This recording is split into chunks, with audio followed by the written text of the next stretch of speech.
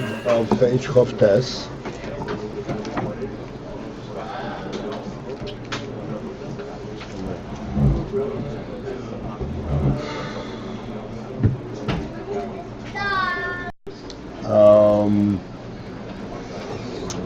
The line that they start begins with the word Oyneg Eliki. Chavtes.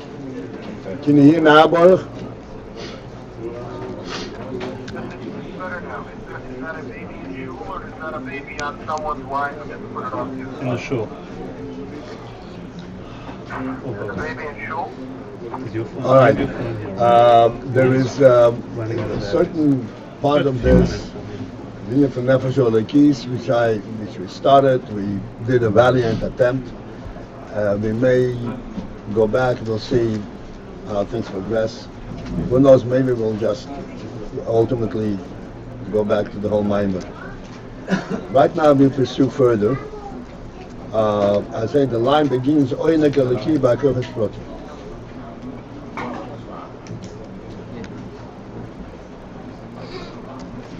The discussion right now, and the long discussion with a lot of detail, is to give us a clear understanding of the function of Chokhmah. And that itself is for the purpose to understand the union of Torah. He said Torah is the Memutze between Ein Sof and Oilamos.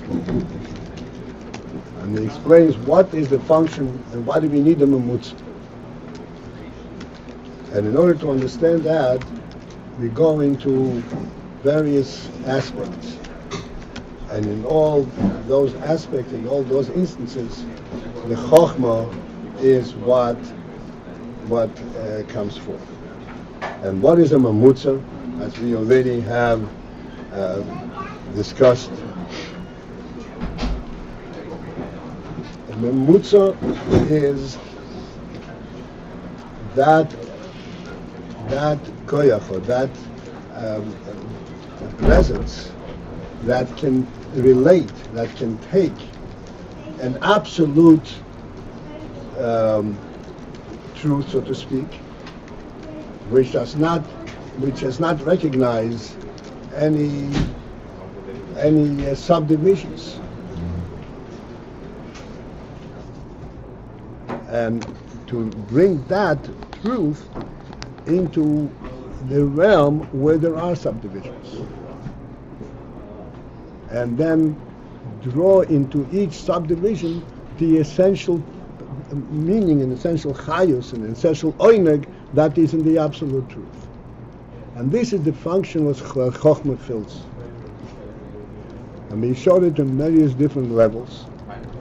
And now we are going to even a further lower level. Okay, and this is in the middle of this line, which begins Oyn Eliki.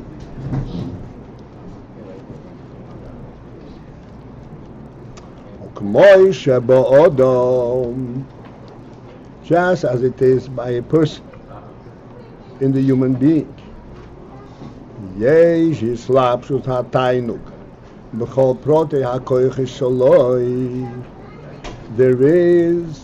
the hislapshus, the actual imbuing, the actual experience of Tainug in all detail and all aspect of his koiches. And I will review this in a moment.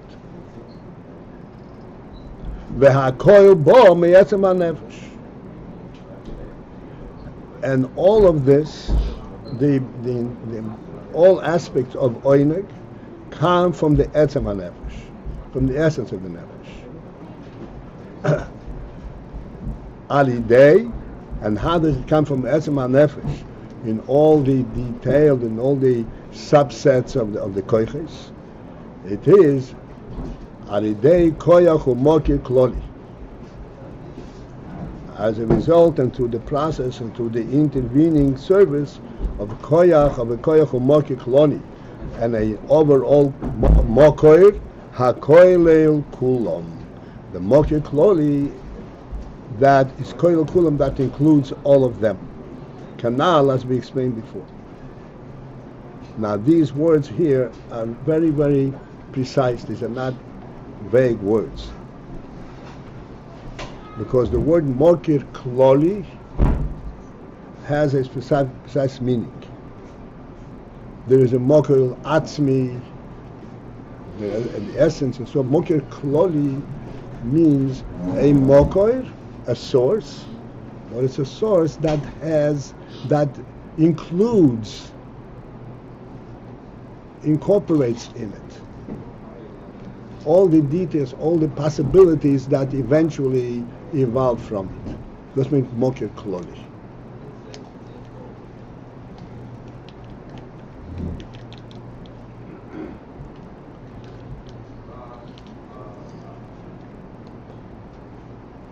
And this mokir, koilel kulam, this is the pshat, koilel kulam, that includes all of them. Includes all of the koiches that eventually result.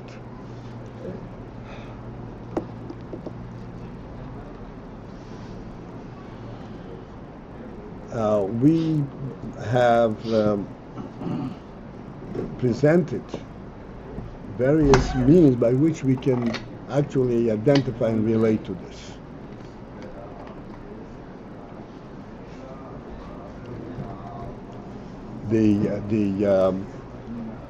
The most tangible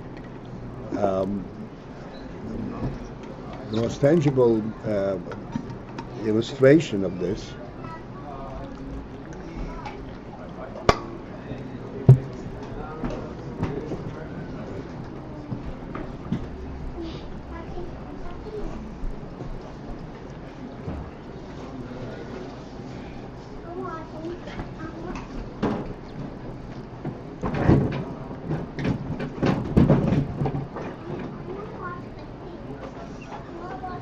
is the principle of movement by human being.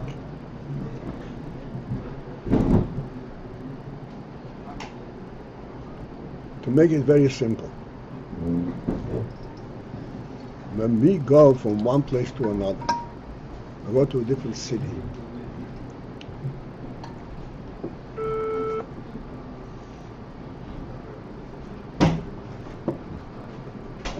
from a human perspective, what enables us to go from one city to another city, or from one country to another country, from one continent to another continent?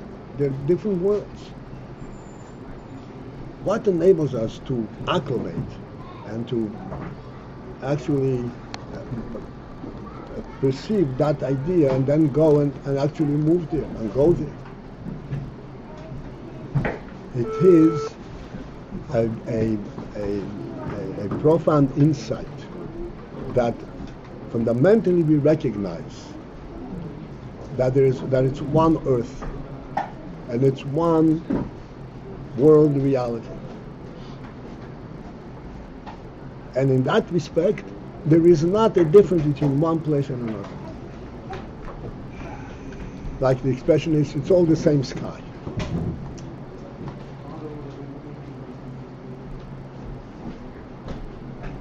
There is a hayoim yoim that then brings down that the galgalim, the earth and all the galgalim, they're rooted in what's called yigulim.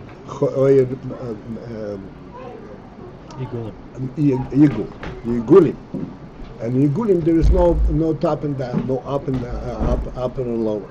And this is why there is not a sense by us when we stand on the earth, whether we're standing underneath the earth or on top of the earth. We're always on top of the earth.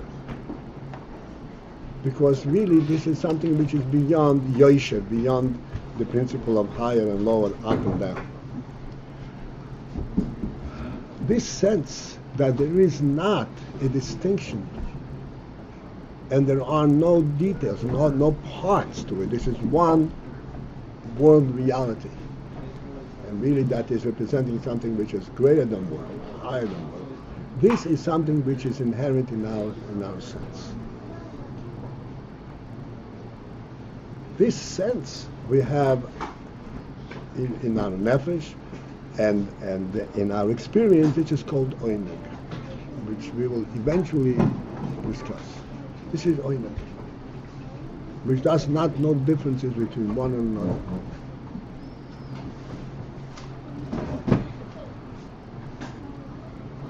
From this Oinig, we are able to draw a perception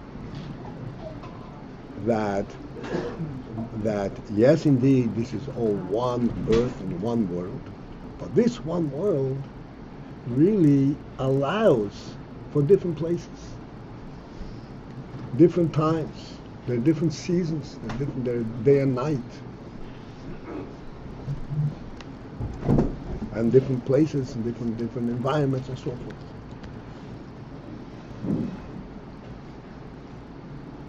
In the initial perception that there is multiplicity in that primary reality, the initial perception is that there is one primary reality that incorporates all of these details, all of these differences. This is a step down from the initial concept. The initial concept is not it doesn't at all relate to details. And here's how we can actually grasp it.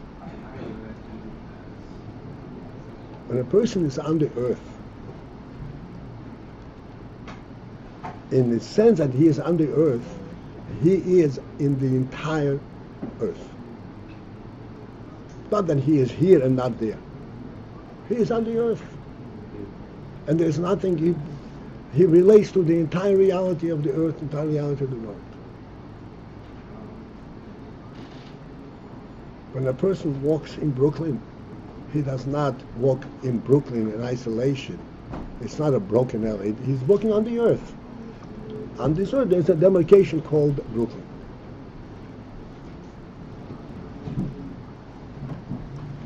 From that perspective, that he is on the earth, there is no point of going anyplace. He is already everywhere. The whole concept of movement doesn't exist at that level. He is where he wants to be. This is the expression from the Baal Shem Tov. Mokim shodom roitze shomhu. Where a person wants to be, that is where he is. He doesn't have to go there. He is wherever he wants to be. He is in all reality at the same time. Because from the level of Rotzin, all reality is included. From that, that's on a reduced level, there is also that which is called Koilel Askira. He includes everything, but there it allows for the concept of there is everything, and therefore you can be here, and from here you can move here. From that level can be devised the practical concept of going down from that. Oh yeah, you can go from one place to another. And you can make sense of it. Why? Because yes, indeed, you recognize everything, but there are many things in this everything. So maybe I want to visit Brooklyn, I want to visit New York, I want to visit Montreal, I want to visit all the different parts of the everything. That is already a further reduction. That says from Chokhmah comes into Bina. But above Chokhmah, there is not even the concept of movement at all. Not because it's impossible, because it's unnecessary. It doesn't exist. The whole thing doesn't exist. I am everywhere at the same time. What's called above time and space.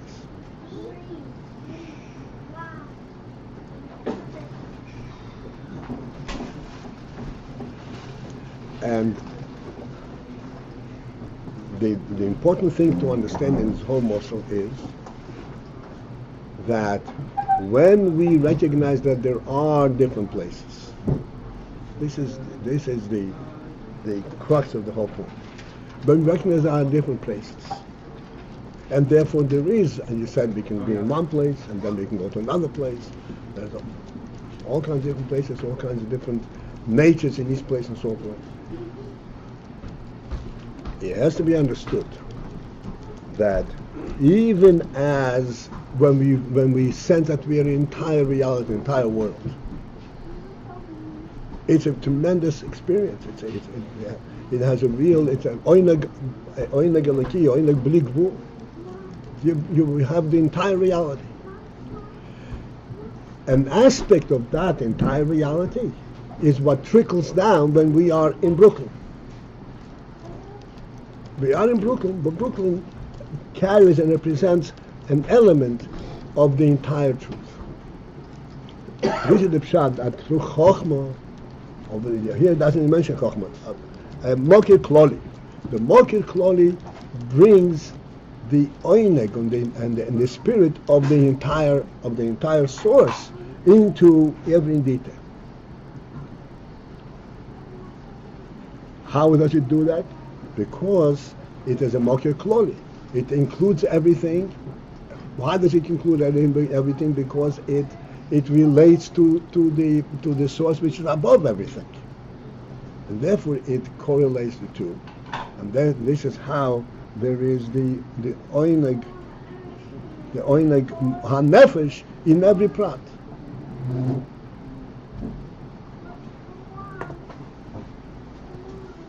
This is the phenomenal union that we learned before.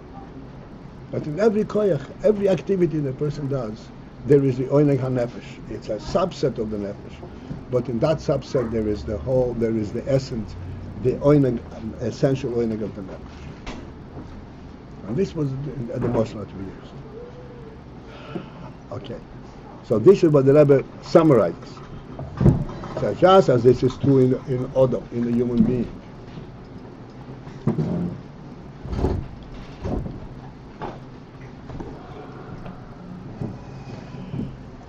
That there is a slab, that there is the tainug, and we mean the pure tainug, the real tainug, in all different koiches. And all of that comes from the etzem hanefesh. How does it etzem hanefesh, which is completely above koiches? How the oineg from the etzem hanefesh comes into the koiches? Because of this intervening service of the chokhmah, that includes all the koiches. Canal. Okay. Now we go further.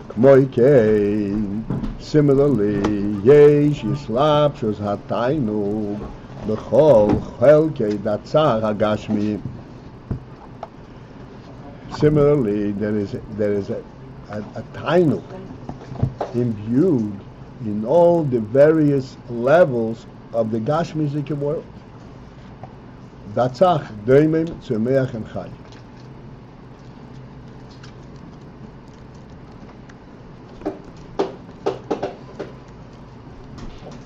Lefish, and Zeh Kiyumim v'chayusom. Then it says in parentheses that the reason that we have to understand that there is tainuk,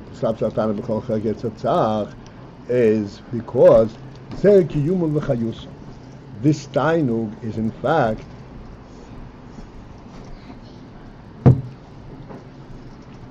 is what sustains them and gives them chayus. In everything there is a chayus. In everything there's an element that sustains them. Doimein, even doimein, and then tzumeach, and then echai.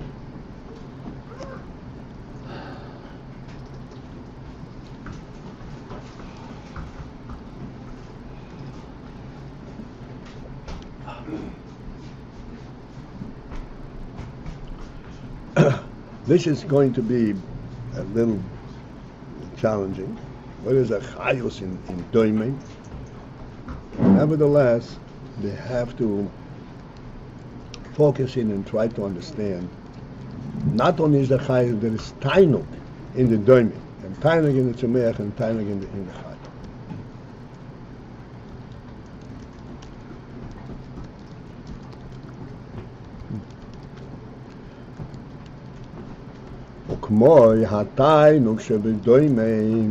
As for example, the tainuk that's in doimein, because of Zov Evan Toif. Now, kesef v'zohav, eventually, silver and gold, and then precious stone. These are exceptions, you would say. These are select aspects in the domain. But this is used only as a demonstration. Not to say that only in these precious metals and the precious stones there is oineg. And in simple gashmi there is not. There is oineg in everything. Except for us to be able to relate to it, we have this as a demonstration.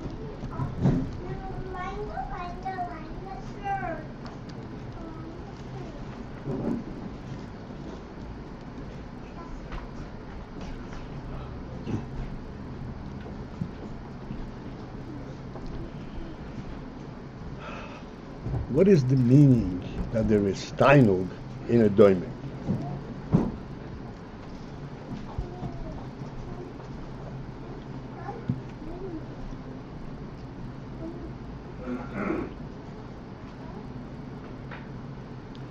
As I said, this is going to be quite challenging, but we will make an attempt to point our attention to this phenomenon.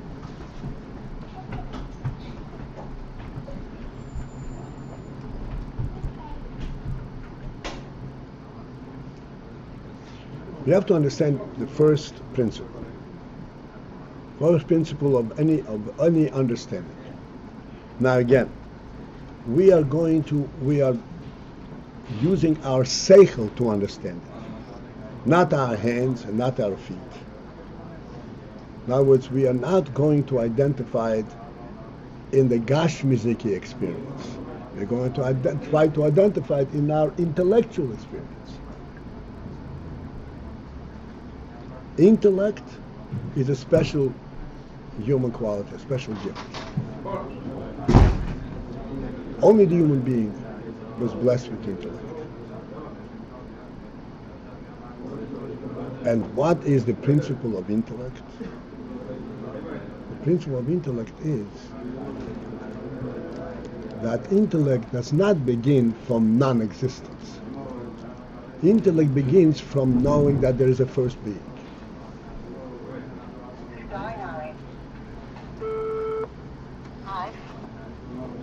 Oh, okay. This is a little better.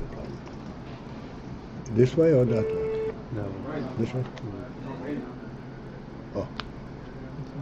Should All work. right. Should work. These are the mics. That's the mic. That's the mic. That's what I have. Yeah. This is the principle of intellect.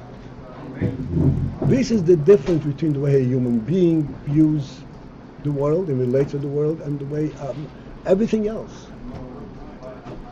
The animal doesn't know, does not have knowledge, does, of anything prior to being hit over the head. Then it knows.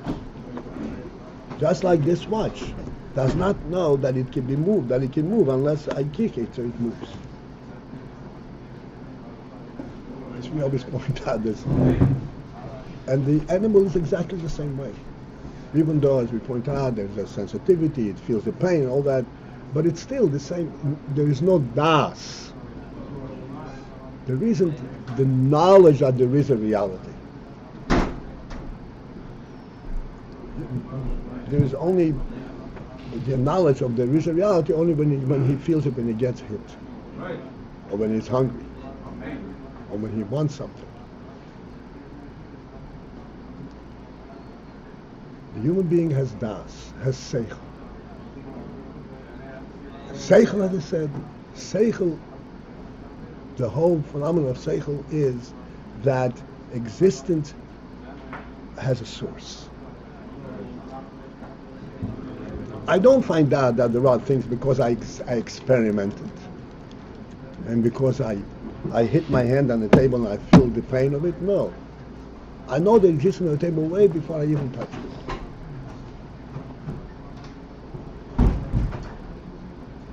So wouldn't the only be in everything that the Eibush wants to do tachtoinim and everything has this common core. You're too far. You're too high for me.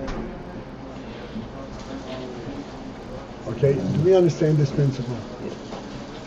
So we are going to try identify oineg in everything on the basis of what our seichel is able to relate to.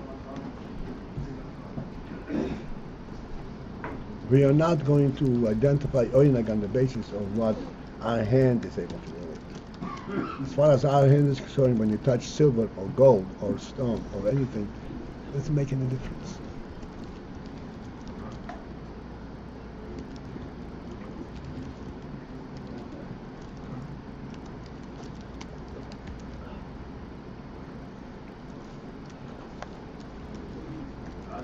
Now, having said that, it means that there is an overall reality, an overall presence. Like we say, there's a first being. And then, of this first being came about there should be silver. Why is there silver? Because silver demonstrates, similar expresses a certain aspect of that overall reality. That's why there is silver. That's why there is gold. That there is precious stone. And that's why there is a doime mamash, a stone. Everything has a certain element of that reality.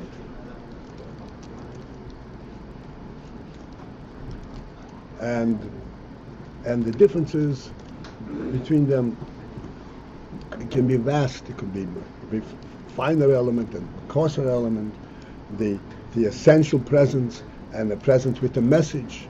Silver and gold is a presence with the message. A plain pebble is a presence. But everything there's a moinik, there is a sense of what this is representing.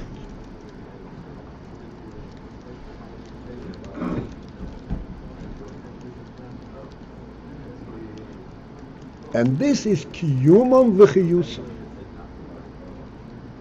This is what kiyumam v'chiyusam from an intellectual perspective. Okay? Please bear with me. What is kiyumam v'chiyusam from an intellectual perspective? From a intellectual perspective, kiyumam v'chiyusam is not that when I touch it, I feel there is something there.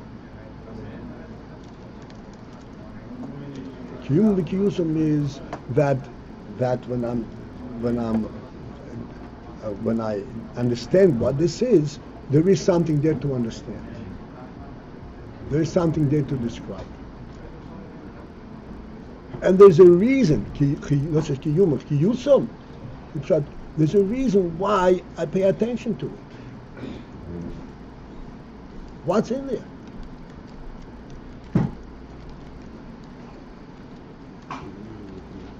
The reason I pay attention to it is because the chayus that's in this thing touches my chayus. There is something there. And this is why I pay attention to it.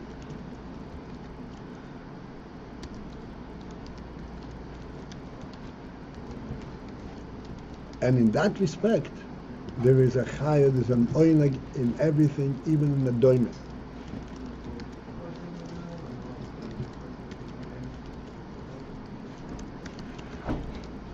Now, I must make this point after having said that. It should not be understood that this is not speaking about the real existence. This is just the way the seichel views things. This is not the real existence. It's existence at the level of seichel. So, not to make that mistake. On the contrary, the way the seichel perceives it, that's the real existence, because there is no existence but for it being created. An existence that misses the point that it's being created is a false existence. It's just a misunderstood. It just doesn't happen. It's not true. One second. What? Didn't help. I was saying that we will understand it on the intellectual level. On the intellectual level, there is a special way, and it's an approach how we approach all existence. We see it from a certain perspective. Therefore, one can think, that since this is only from a certain perspective, doesn't mean that you're seeing it from the most fundamental perspective. This is not how the silver views itself. This is how we choose to view the silver, but not how the silver views itself. So I'm saying, no, that's not true, the case. The way the silver views itself is the way the seichel sees it. Because the silver for sure doesn't exist on its own. It exists because it was created. Except where do we identify with it? That's in the seichel. But nothing exists on its own. This is where the fallacy comes in, because silver doesn't speak about its origin. And you need intellect to identify the origin. And this is where the whole error comes in. So, you have to identify the silver in its own world. But it doesn't exist. Its own world doesn't exist, but for it being created. It's right.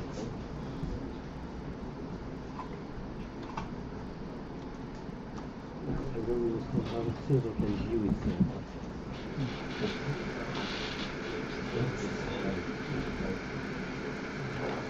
Silver doesn't view itself. But what is silver on its own? Without your applying your intellect to it. It's a creation. It's just Huh? It's a creation. It's a creation. Hashem That's, creation. that's my point. It's a creation, not just an existence. There is nothing in existence per se, but for it being created. The only existence is the real existence is Motzerish, which we have no access, no understanding at all. That's a mistake of scientists. They could touch them on safer. Exactly right. So, yes, indeed, we were blessed with the intellect so that we can identify existence. So we say, oh, but this is only under natural. That's the only existence, the only real existence that can be identified. Bereshis, what's Bereshis? Bor Elokim. If there's no Bor Elokim, there's no Bereshis. Yes, sir. I'm following you, but the one thing I didn't cop was you said that the reason why we notice it is because it touches my chayas. So, what do you mean by that? Okay, what I mean by that is, okay, this is, okay. It almost sounds I was a little hoping bit, to get away with it. from the outside, it almost sounds a little bit like cause and effect, you know. I recognize it because it touched me, but I know that's not what you mean. But Okay, no, here's what I mean. It's going to take us away a little bit, but I said it, I better stay stay with I'm not it. going to let you. We speak all the time about the phenomenal effect of sight. And what is the phenomenal effect of sight? It is that we recognize, or we know the reality of something. It really exists without ever coming close to it, without ever touching it, without ever experiencing it. Not like you experiment something. It's real, and how do you know it's real? I see it. So what you see, it's separate from you. So you know yourself. How do you know this is real? I know it's real. How do I in fact know it's real? How is it that I can say this is real because I see it? But it doesn't, how does it connect to you? How do you personally know that it's real? It's not a conventional thing. I'll tell you, look, I saw it. You like the fact that I saw it? Fine. You don't like it, you invite it. Fine. No, if I saw it and then it's real. How is it real?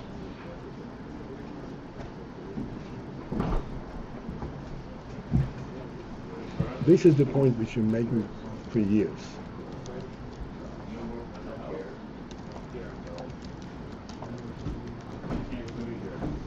Again, like today I pointed out that there is the intellect that the Rebbe gave us.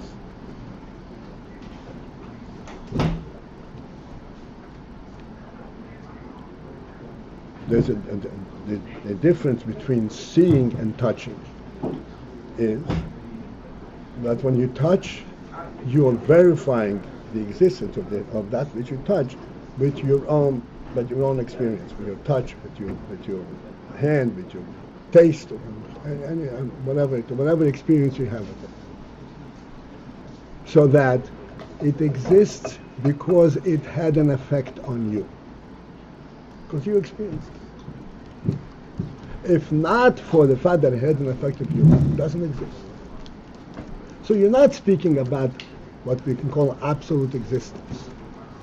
You're speaking about a subset of existence, a relative existence.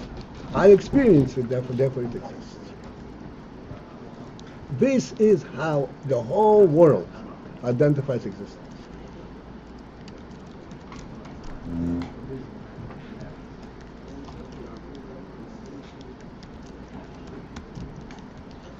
And the whole world means like an animal also sees, but an animal doesn't see the way a human being sees. Like we always say, an animal sees the tangible. How will it feel if I bite into it? How will it feel if I get hit by it? Doesn't relate to the reality of it itself. Only a human being has that capacity. To a human being, reality is real. Not due to his experience, but because it's real. How does he get that? He gets it because in his nefesh, because in his nefesh he knows the truth. Like we say, he knows there's a motor rishon before anything. This is the big thing about humanity. He knows that there's reality before anything. Before anything, there is reality. Therefore, when he sees something, it connects to that reality. It's real not because I see it, not because I touch it, but because Moshe Rishon has presented it to me. Everything is related back to that principal reality that only human being has access to. Because he has a nefesh. Because he has a nefesh.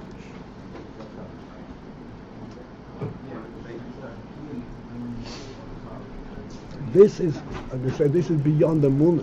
This is way beyond the moon. This is the life itself, the mitzvah of the message.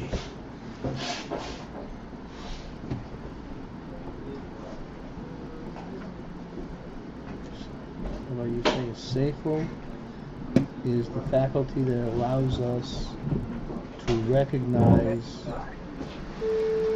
the presence behind everything? To me, seichel is the ability to analyze, to give names to things. So I've explained many times. So how do you mean seichel? I'm explaining to you. I'm explaining many times that the analytical seichel is not seichel at all.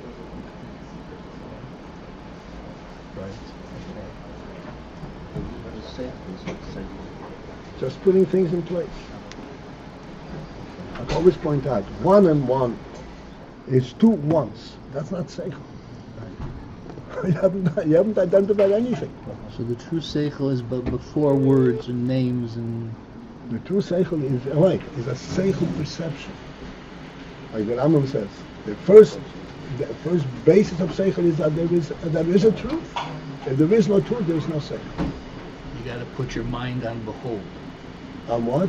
You have to put your mind on behold. Behold, okay. An animal doesn't have an analytical seichel. No, okay, that's what I always tell the story with the little dog.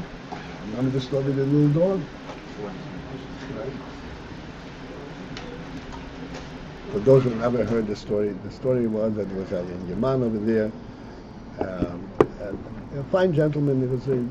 His friend was a little doggy. It was a fine. We were bochim still, and so one time he demonstrated what his dog is able to do. That he would stand there and he would say 2 and 3, and the dog would bark out 5 times. So everybody was standing over there. Oh wow! Look at that! Look at that wisdom. So, if you think about it, there is absolutely not a iota of doubt that this dog did not bark out 5 times. This dog barked out 2 times and 3 times. So doesn't know 5. Doesn't know that 2 and 3 is 5. I don't believe a dog could even do that. That I can. He was signaling to the dog somehow. Maybe you're signaling. He trained him, and I say too. Training, you can boom, boom, and he doesn't hit him again. So until he trained him, but he says 2, he barks out 2. Then he says 3, so he barks out 3. So that's Barks out 2 and 3. So the human being stands around. Wow, what wisdom, right? So what's the point? Analytical means the correlation, or analytical doesn't have. So I'm saying that analytical, in other words, just to identify, to describe what you are, what the reason Gashmis is not Seichel. In Seichel there is the concept of 1 and 1 is 2, but 2 is a much higher concept than 2 ones. 2 is a statement that there is a relationship between these 2. There are many implications in that. They come from the same source, and there are many implications. That's only human being can do that. Animals have no access to that whatsoever. All right. So, having said that, I mean, so this is the answer to your question. We send the Ayin because we know that that's the truth of everything. Okay.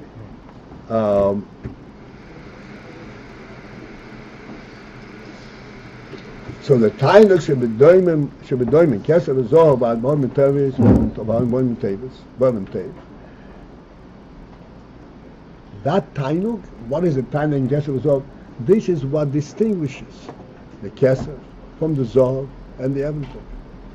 They're all Gashmi. And there is a special quality in the Zohar, and a special quality in the Kesef.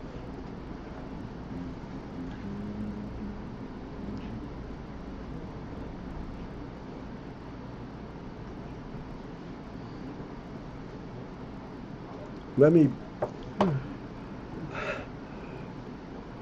bring us to a sharp point.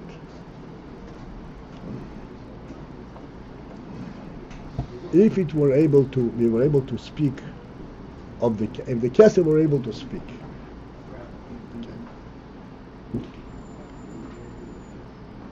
would you say that Kesef would look at the Zohar and say, hey, Zohar is more precious than I'd like to be Zohar? Hello? Kesef wants to be Kesef. Zohar wants to be Zohar. Evan Toiv is even more precious. I want to be an Evan Toiv. No. I want to be Zohar. I want to be Evan Toiv. Why? Oh, because there's the Einigal key in everything. I want to be what the Rebbe made me. Why? And here's the big point. I want to be what the Rebbe made me because by virtue of this which I am, the Rebbe made me this, with this quality, I connect directly to my Creator. So therefore I have that ultimate reality. Otherwise, I'm just part of the world. In other words, if I say I want to be gold, why? Because human beings treasure gold better than silver. So you forget about the reality that the Eibusher made it. Then you relate it to the human being. You lose touch with the real thing. No, I want to be silver. Only gold. So in silver and gold it's hot, but nevertheless, at this point we were able to focus in on a human being. On a human being. You look at somebody and say, hey, this guy is handsome. I would like to be like him. Would you? No such thing. But Rev's question was, if the Zav could speak. But until now we're saying that this whole ability to see this pervasive oneg comes from a person who's aware that there's Matzi Rishon. As such, that if the elements were able to speak, they would see this common core. So that's why the question, only a mensch with the intellect, who's aware of a Matzi Rishon, is able to say that these elements have a common core, and therefore each thing in itself it serves that function as it relates to the common core. But if Luyut saw, if the stone can speak or the Zav, they wouldn't say I want to be me. They're not aware. They're not aware of this common core. No, they're not aware. That's why I say they don't have das, but they have a presence. The presence which the Eibusher made them. That's what I'm saying. If we can project speaking, but they have a presence. The presence says, I am silver. And that's what I am and not gold. Okay. The human being has this additional dimension of knowledge. Not only is he, but he knows what he is, and he knows what the things are.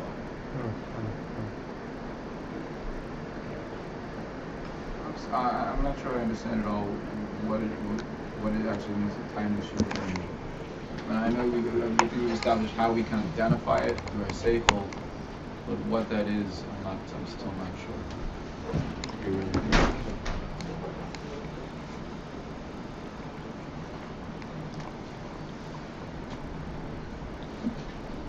In simple terms, there is a specific quality called silver. It's not a relative quality, it's an absolute quality. It is silver and not gold. Regardless of the fact that gold has qualities, more precious, more lasting. There's a silver element. That's exactly silver through and through. It's not silver under certain circumstances. This is the silver. It's not silver because I'm looking at it as silver. It is silver. It is gold. That's the oinik. Okay. I know oinik is very difficult to understand, and oinik is the basis of all reality. That's what we're learning now. Because without oinik, everything becomes just relative.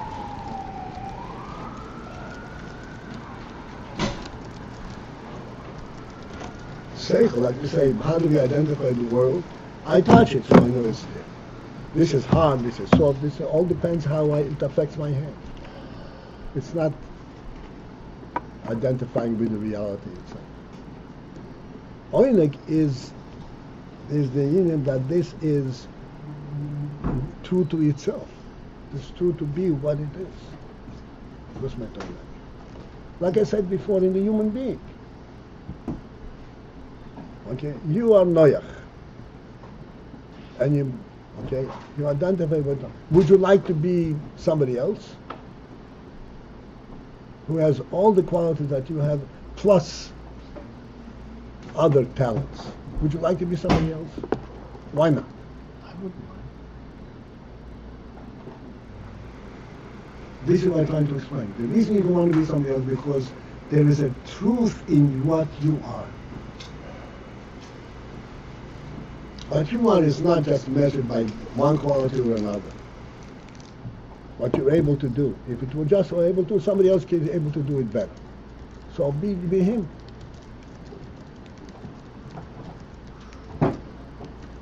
So it's no way. I don't want to be him. Paltiel?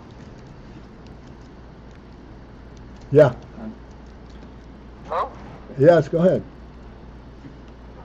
So, maybe this is off topic, but how would you relate what you're saying now about this experience of Tainug, or what it is that we relate to in Tainug with what you said briefly yesterday at the Fabreon about Tainug is the sense that you are being supported by God?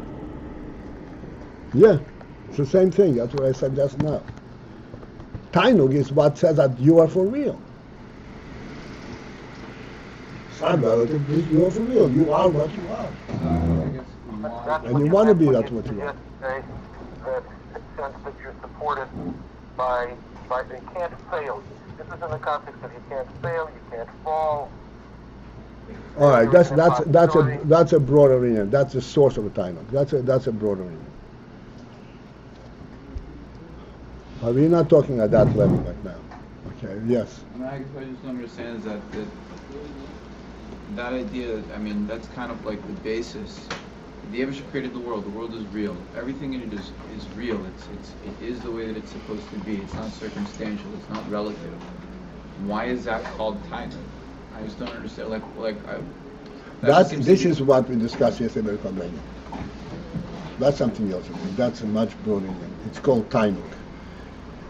In a word, there's much more to say. In a word, Tainug, when we first started on this, I explained this. Just one principle. Tainug does not ask for an explanation. An explanation. It's a reality in and of itself.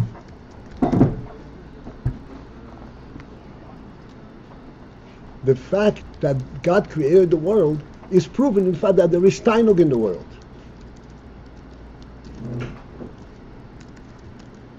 Otherwise, everything would say, oh, why do I want to be this? Maybe I want to be this.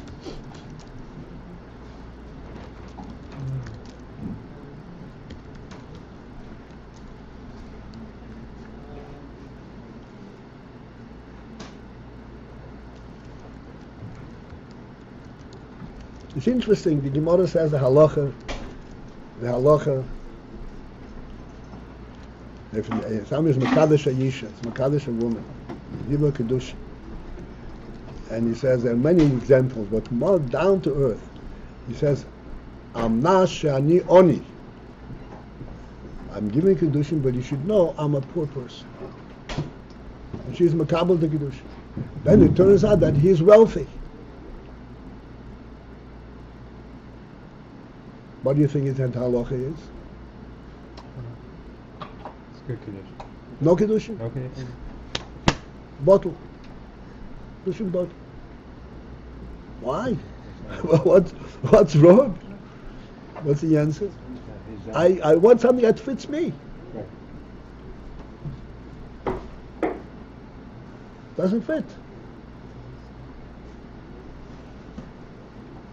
Well, if he says like I'm a Kedushin, I'm a tzaddik, then that's not. But if he's not a tzaddik, it's okay because he could become a tzaddik. Yeah, it's not okay because he became a tzaddik, not because you can become a tzaddik. The reason that then is a sophic, because who knows? Maybe at the moment when you give a Kedushin, he had a thought of tshuva, and then you can become a tzaddik in one instant. So it's a sophic. Maybe he did that. But if not for that, then it's not Kedusha. No matter what you say.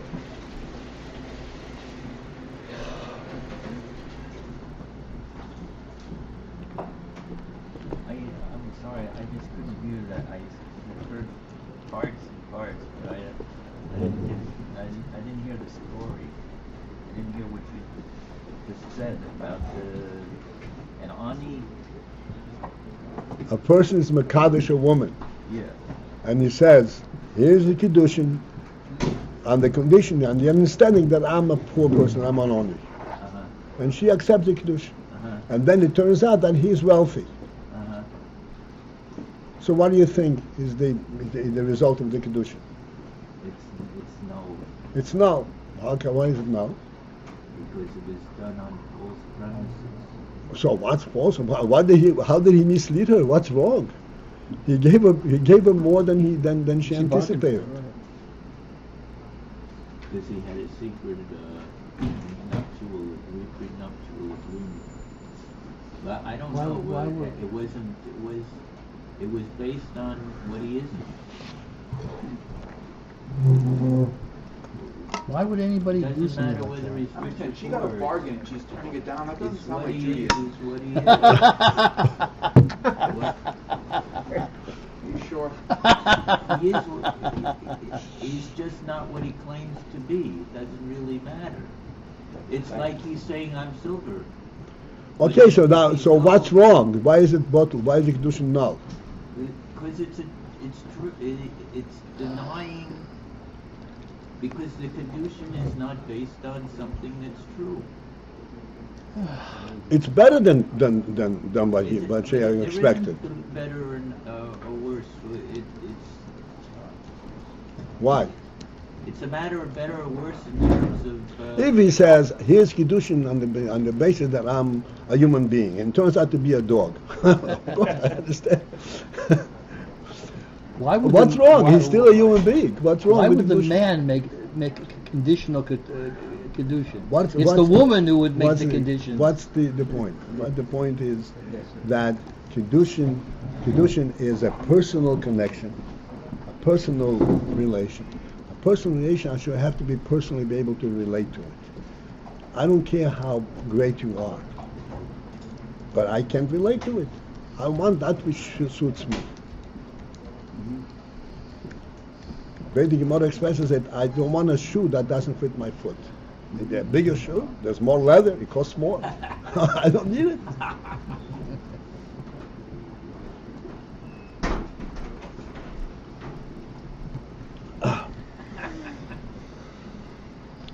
All right, I think we did justice to this. Is this quality of tainug that a doimen can have? Is this related to the pasuk that says that over every blade of grass there's an angel commanding it to grow? Or is that something completely different? It's not completely different. It's not exactly the same thing. But tainug shebetzemeach, then there is also tainug in semeach bitvuo peiros. Tvuo is produce, and peiros are fruit. There are all kinds of different produce, all kinds of different fruit, and each one is proud of its own quality. Not the fruit is proud; it represents a certain truth. I just want to make sure that I understand before you move on, that you're putting the timing and everything with the absolute reality that it represents. Am I understanding it correctly? Yeah. Well, I mean, then why then would it really be necessary to go through the talk and to explain? I mean, what? Just to say that the world represents, there's a timing in the Elam, and the fact that the world represents a real place. It's a reality because it's sourced in the reality of the Eibishter. Why do we have to go through the talk and mention in this? I mean, obviously, the world is a real place. The world is real, and therefore there's a timing in the world. It's an absolute presence. This is what we're pointing out. The world is real. What about each part of the world? Isn't it part and parcel? Isn't that the No, same thing? each part. The world is a. Look, we always give this example, right? This house occupies this space. This space is the same as the space outside, but it's a demarcated area. But what makes it real is because it's part of the bigger picture. If you took this house and took it out of here and threw it, and then brought it to the moon, it would not be the same thing. So basically, you're relating to the fact that it's part of the bigger thing. What about it itself? Is there a value to it itself? This is what he's saying. Yes, everything is drawn from the real thing, from the bigger picture, but then it trickles down in every detail.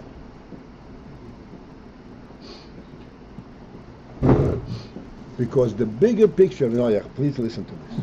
The bigger picture has two distinct levels. The original, the absolute, is the bigger picture, is the reality itself, which cannot be translated in different parts.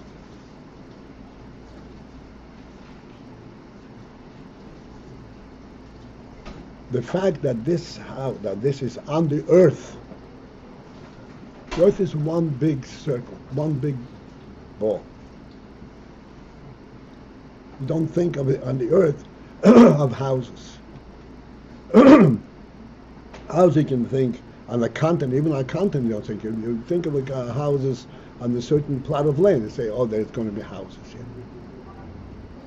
But in overall reality, you can't even think in terms of houses. So the top level.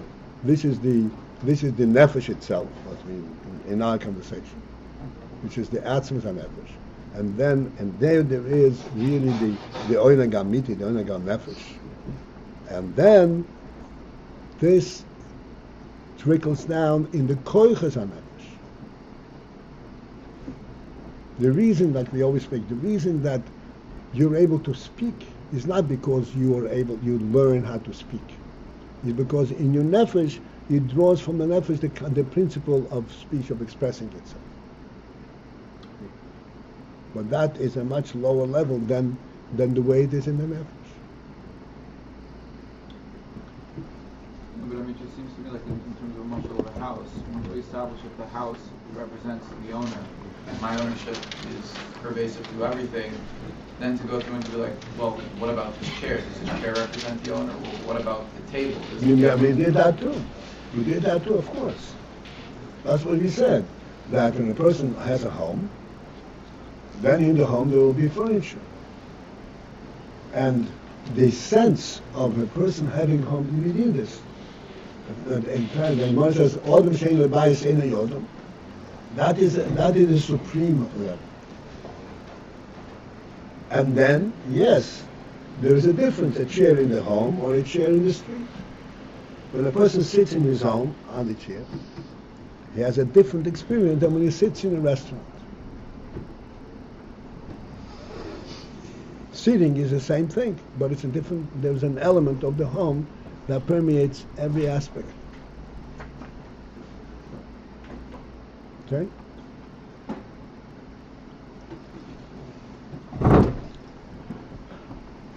So then there is also the tainuk shebetzomeach bitvuo peiros. And then this is the doimim and tzomeach. The tainuk shebechol min hachai.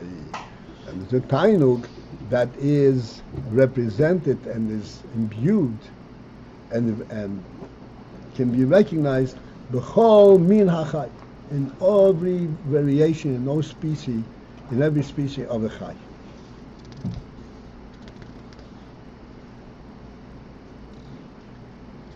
Shebecholom yesh hislapshus hatainuk. In all of them, in all the details, in each one of them, there is hislapshus hatainuk. Again, which simply means that each one is there to be itself.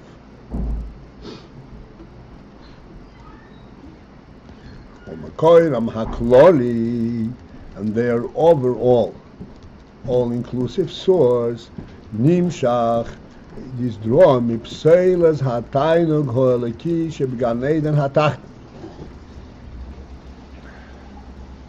The tainug in the world, in the gashmi, in the world, in the physical world, is a reflection of tainug the way it's in L'mayla. But it is called pseilas hatainug. Pseilas means the refuse.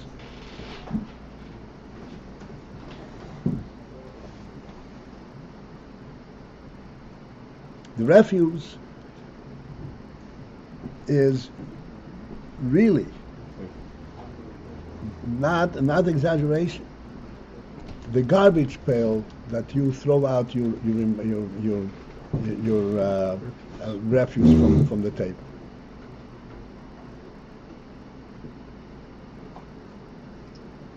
And then the dog finds it and it's mechaya.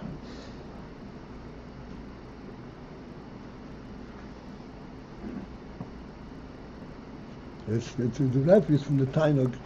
The dog, give a dog a place by the table to eat. What do you want from me? I'd rather pour into the garbage.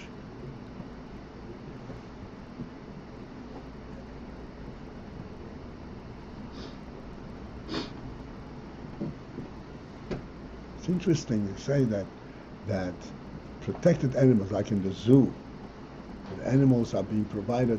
The lion is being provided. So it's not the same lion. He's missing this hunting, this fighting. He's missing it. Right. For him to be served on the platter, he can't relate to it. What do you want from me? Huh?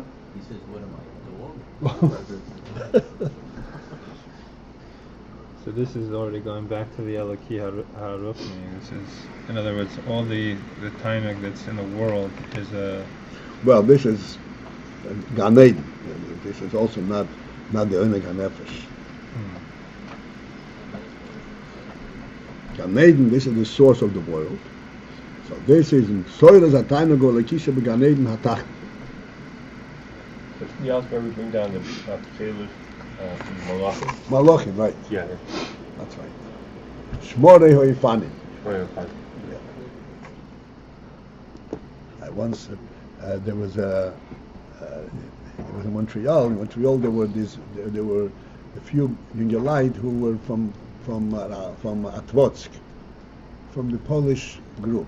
Polish. The Lubavitch, the community Polish was all destroyed, but there was a small group that went through Shanghai and they ended up over here. So there was Mendel Tenenbaum, Olav Sholem. There was Mendel Tenenbaum from that group, and there was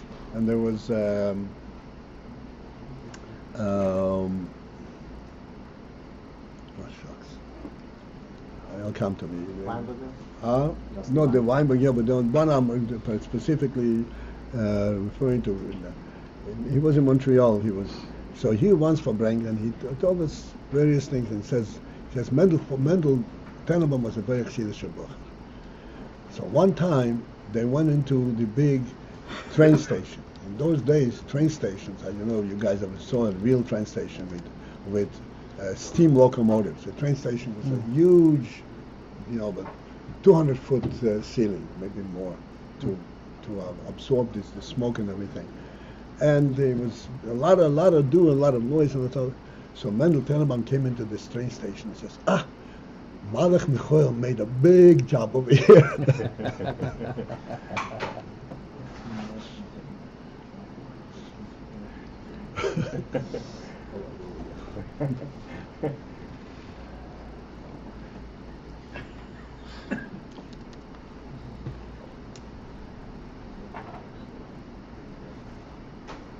How did you know it was Machlel, not Gabriel?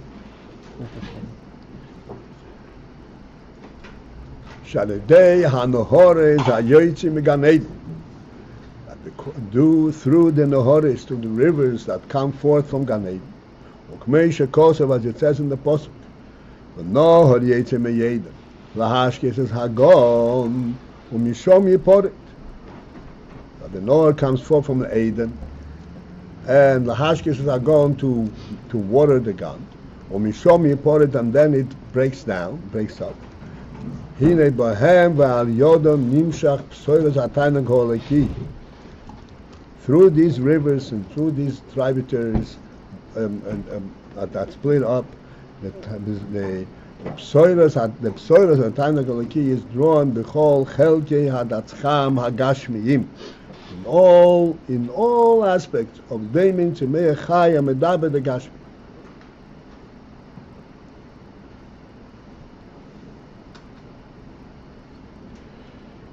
Okay, so now I think we have made the ground. Now we'll tomorrow pursue it. We have to